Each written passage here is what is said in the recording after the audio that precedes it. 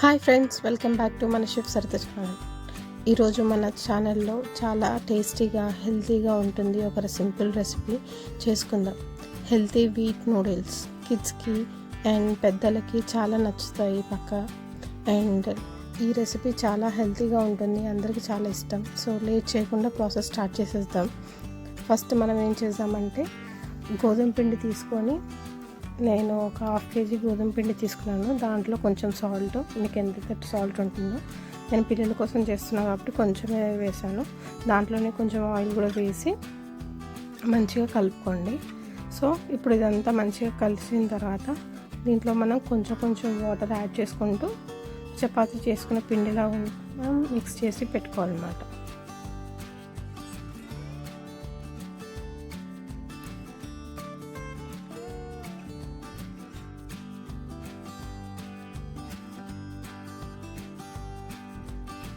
చూడండి, దీన్ని ఇప్పుడు ఒక 15 నిమిషాలు నానబెట్టాము. సో తర్వాత వీటిని ఏం చేద్దామంటే చిన్న పీసెస్గా మనం కట్ చేసుకొని, ఈక్వల్ షేప్లో కట్ చేసుకొని, వాటిని చపాతీ చేసుకునే విధంగా మనం రోల్ చేసి పక్కగా పెట్టుకోవాలి.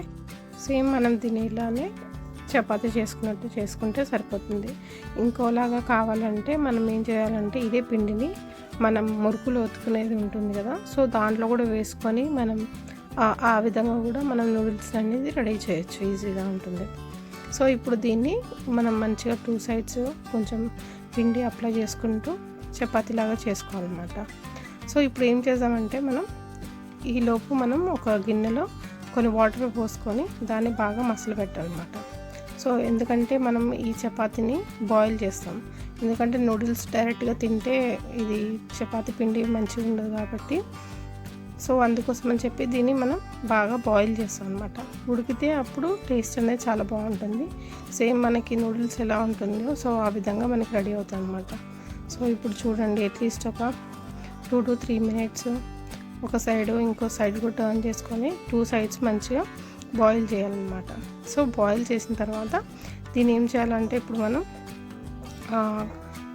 వేడివేడిగా ఉంటుంది కదా, సో దాన్ని కూల్ వాటర్లో మనం వేసుకోవాలన్నమాట. కూల్ వాటర్లో వేసుకుంటే అది ఏమవుతుందంటే సాఫ్ట్గా మంచిగా అవుతుంది, అది స్టిక్కీగా ఉండకుండా ఉంటుందన్నమాట. సో ఇప్పుడు దీన్ని ఏం చేయాలంటే మనం చిన్న షేప్స్లో, మనకు నచ్చిన షేప్స్లో కట్ చేసుకోవచ్చు. నూడిల్ షేప్లో, లేదంటే ట్రయాంగిల్, స్క్వేర్, ఏ విధంగా పిల్లలకు నచ్చితే ఆ విధంగా మనం కట్ చేసి పెట్టుకోవచ్చు అనమాట. సో ఇప్పుడు చూడండి, అన్నీ ఏ విధంగా కట్ చేసాను. ఇలా అన్నీ నచ్చిన షేప్లో మనం కట్ చేసుకుంటే పిల్లలకి మనం హెల్తీగా చేసి పెట్టవచ్చు ఇంట్లోనే అన్నీ. సో ఇప్పుడు వీటిని మంచిగా కడిగేసి వాటర్తోని దాంట్లోనే కొంచెం ఆయిల్ పోసి అప్లై చేసి పక్కకు పెట్టాలన్నమాట.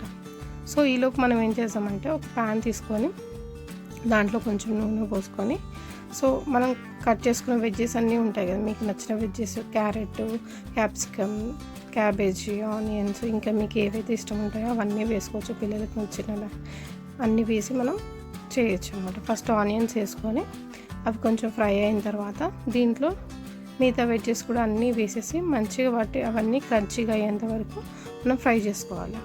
కొంచెం స్పైసీ కావాలంటే మనం మిర్చీస్ కూడా యాడ్ చేసుకోవచ్చు. ఇవన్నీ వేసి వాటిని మంచిగా నూడిల్స్ చేసినట్టు పిల్లలకి చేసి పెడితే ఇంట్లోనే చాలా హెల్తీగా తింటారు అన్నమాట.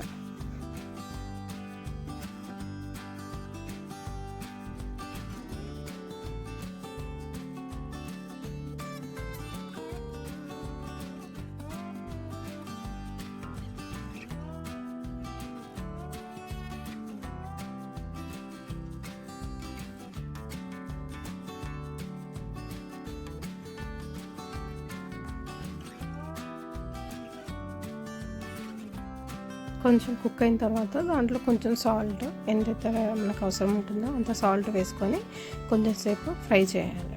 సో తర్వాత మనం ఏం చేసామంటే బ్లాక్ పెప్పర్ ఉంటుంది కదా, అది కూడా నేను క్రష్ చేసి పక్కకు పెట్టుకున్నాను. అది కూడా మనకి టేస్ట్ని బట్టి ఎంతైతే అవసరం ఉంటుందో అది వేసుకుని మంచిగా కలుపుకోవాలి. దీంట్లోనే కొంచెం పసుపు, ఇంకా చాట్ మసాలా, ఇంకేమైనా స్పైసెస్ మీకు కావాలి అనుకుంటే అవన్నీ వేసుకోవచ్చు.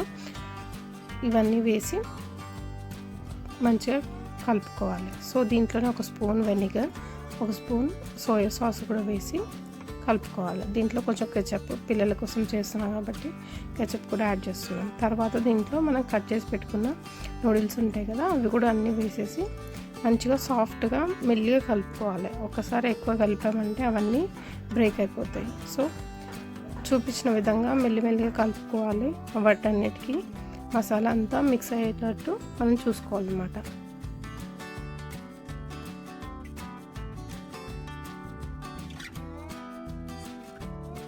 చూడండి, కలర్, స్మెల్ రెండు సూపర్గా ఉన్నాయి కదా.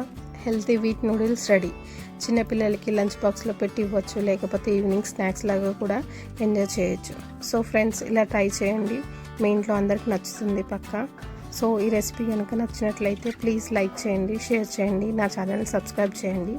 అండ్ మీ కమెంట్స్ని కమెంట్ సెక్షన్లో మెన్షన్ చేయండి, ఎలా అనిపించింది ఈ recipe. And me favourite recipe కూడా మెన్షన్ చేస్తే నేను తప్పకుండా ట్రై చేస్తాను. And thank you so much.